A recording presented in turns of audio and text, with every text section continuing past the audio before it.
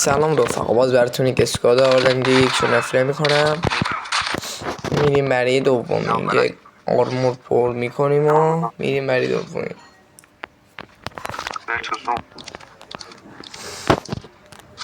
بعد اینجا زونم داره میاد. یاروی نینجا هم پلاستیکی شدن. میگیریم. ای چه دمیجی از من کم کرده، راش دور بود وگرنه زده بودم. اینجا آرمور پر میکنیم و یارو میاد بالا سرمون.